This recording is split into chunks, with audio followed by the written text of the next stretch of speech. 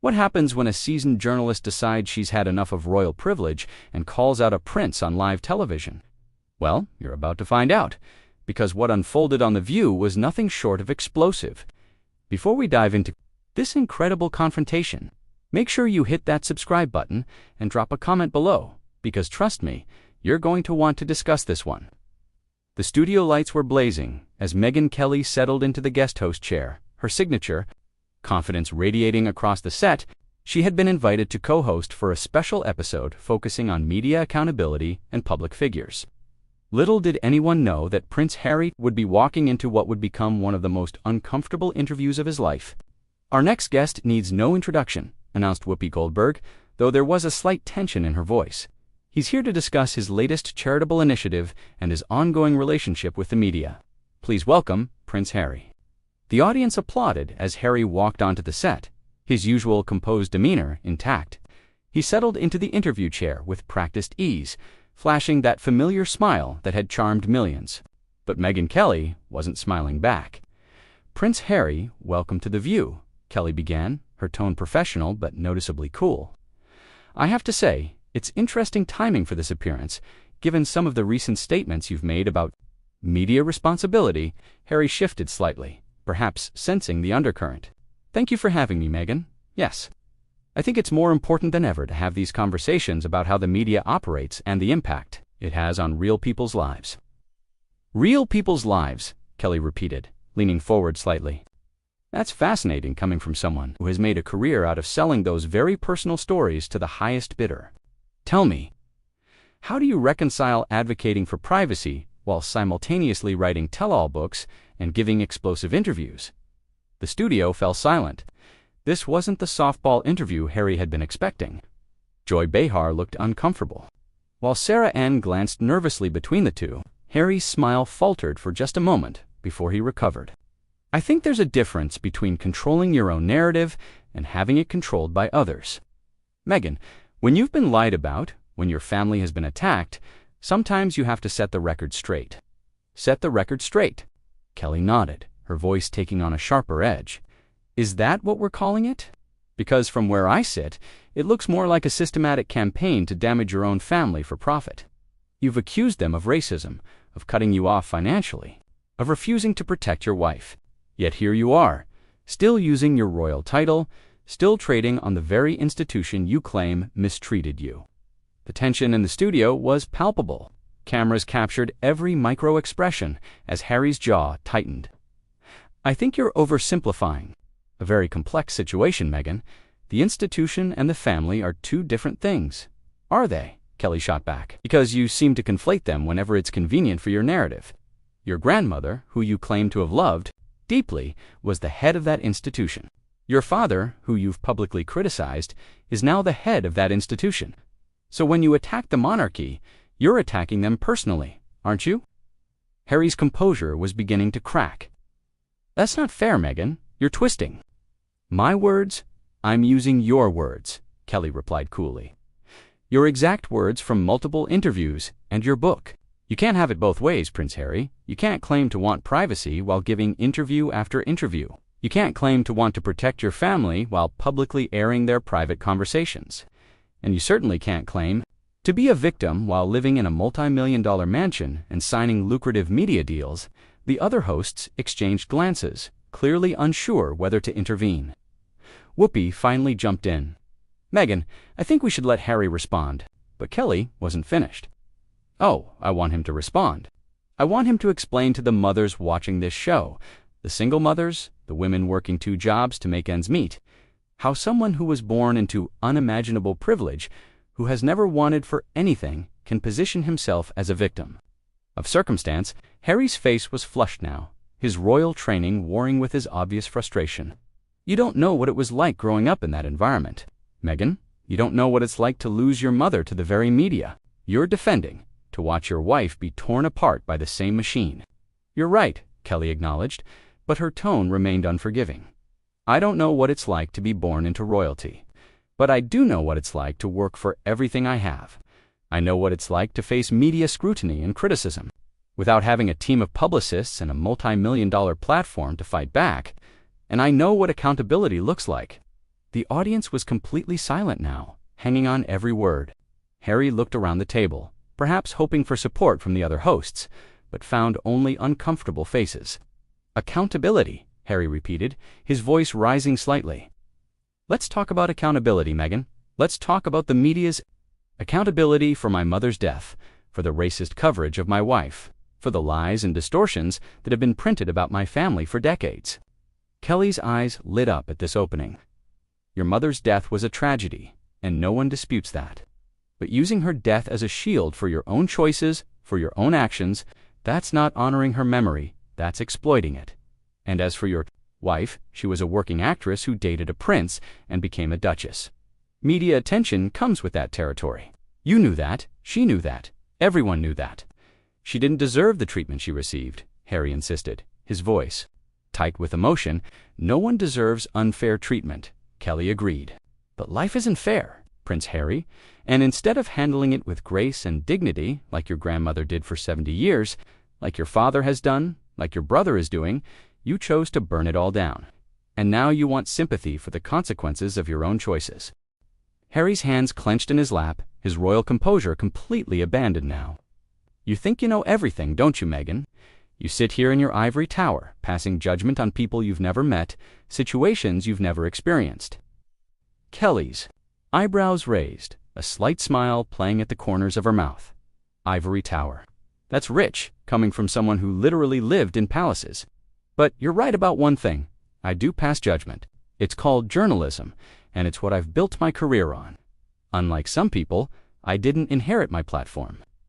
You have no idea what kind of pressure I was under, Harry shot back, his voice cracking slightly.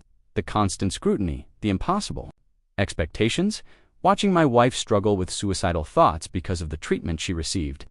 The studio audience gasped audibly at this revelation, but Kelly didn't flinch. Those are serious allegations, Prince Harry, and if true, they deserve compassion and proper mental health support. But using them as a cudgel to beat your family with publicly, that's not seeking help, that's seeking revenge. Joy Behar finally found her voice. Megyn, maybe we should focus on Harry's charitable work. But Kelly waved her off. No, Joy, this is exactly the kind of softball treatment that's enabled this behavior. Prince Harry came on this show to promote himself and his causes, while positioning himself as a victim. I think the audience deserves to hear some hard truths. Harry leaned forward, his eyes flashing with anger. Hard truths. You want hard truths, Megyn? The hard truth is that the British press killed my mother, and they were trying to do the same thing to my wife. The hard truth is that my own family threw us to the wolves to protect themselves. Your mother chose to get in that car, Kelly replied bluntly, causing audible gasps from the audience. She chose to not wear a seatbelt. She chose to be with a man who was driving recklessly. Yes, the paparazzi were pursuing them, and yes, that was wrong. But at some point, personal responsibility has to enter the equation. Harry's face went white, then red. How dare you? How dare you sit there and blame my mother for her own death? I'm not blaming her, Kelly clarified, her voice steady despite the explosive atmosphere. I'm pointing out that life is complicated, that tragedy often involves multiple factors, and that turning your mother into a political weapon to justify your own choices dishonors her memory. Whoopi tried to interject again. Maybe we should take a commercial break. No, Harry said firmly, his voice shaking with rage. I want to finish this. You think you're so clever, Megyn, with your gotcha questions and your superior attitude, but you're just another media parasite, feeding off other people's pain for your own gain. Kelly's smile widened. There it is, the real Prince Harry, the polished, media-trained royal, not the grieving son, not the protective husband, just an entitled man-child who can't handle being challenged. You know what the difference is between us, Prince Harry?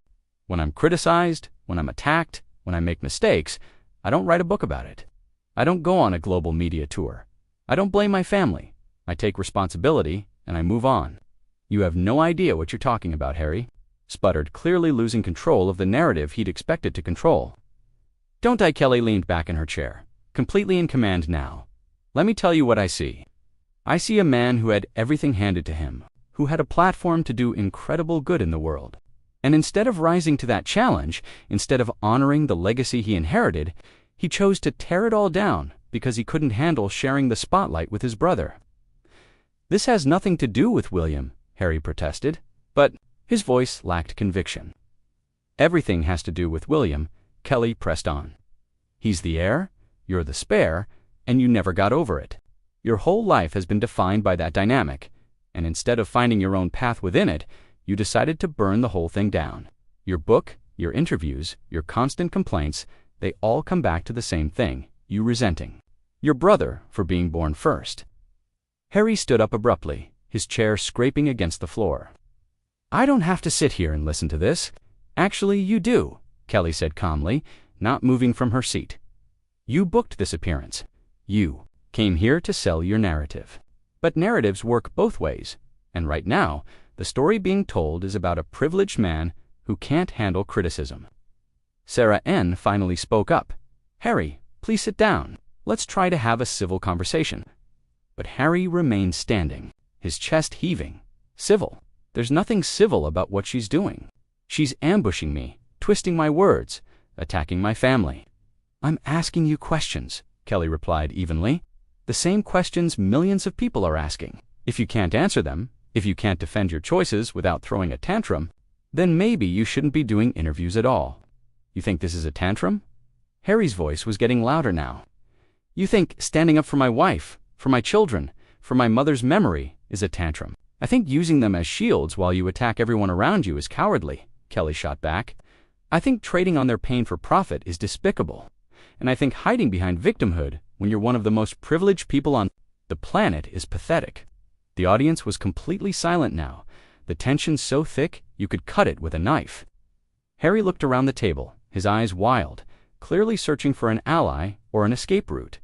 "You know what, Megyn?" Harry said, finally, his voice dropping to a dangerous whisper. "You're everything that's wrong with modern media. You're cruel, you're heartless, and you're exactly the kind of person who made my life hell growing up." Kelly nodded thoughtfully. "And you, Prince Harry, are everything that's wrong with modern celebrity culture. You want all the benefits of fame without any of the responsibilities. You want sympathy without accountability. You want to be seen as a victim while living like a king." The words hung in the air like a challenge thrown down at dawn.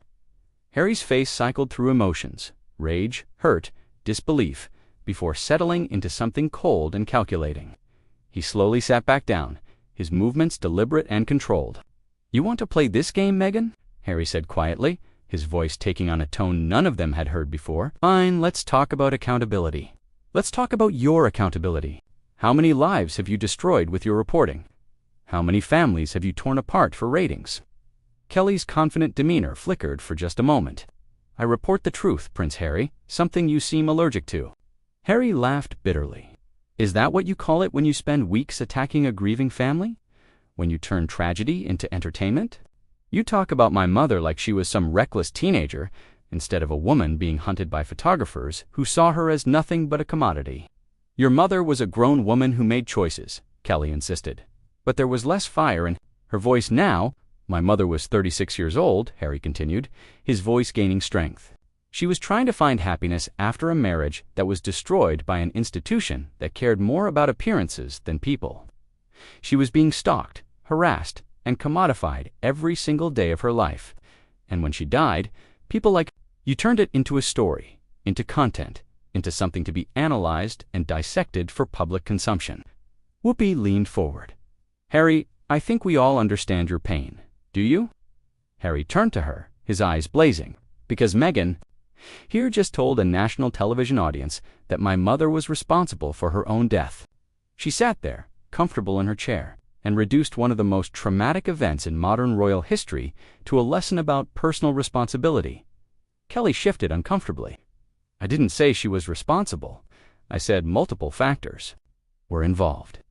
"You said she chose to get in that car," Harry fired back. "You said she chose not to wear a seatbelt. You reduced her final moments to a series of bad choices instead of acknowledging that she was running for her life from the very media machine you represent."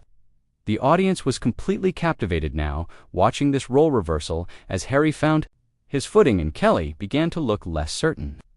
"And you want to talk about my book?" My interviews? Harry continued, his voice building momentum. At least I'm telling my own story. At least I'm speaking my own truth instead of letting others define me. You've made a career out of telling other people's stories, often without their permission, often without their consent. Joy Behar tried to lighten the mood. Well, that's what journalists do, Harry. Is it? Harry turned to her. Is that what journalism is? Because I thought journalism was supposed to be about holding power accountable, about speaking truth to authority. Instead, what I see is a media ecosystem that protects the powerful and attacks the vulnerable, that turns human suffering into entertainment. Kelly found her voice again. You're not vulnerable, Prince Harry. You're one of the most privileged people alive. Privilege doesn't protect you from pain, Harry shot back. Privilege doesn't protect you from loss. Privilege doesn't protect you from watching the woman. You love contemplate suicide because of the treatment she's receiving. You think money and titles make you immune to human suffering. I think they give you resources that most people don't have, Kelly replied, but her earlier confidence was gone. Resources, Harry's voice rose again. What resources? A family that leaked stories about me to protect themselves, an institution that hung my wife out to dry, a media that turned every aspect of our lives into content.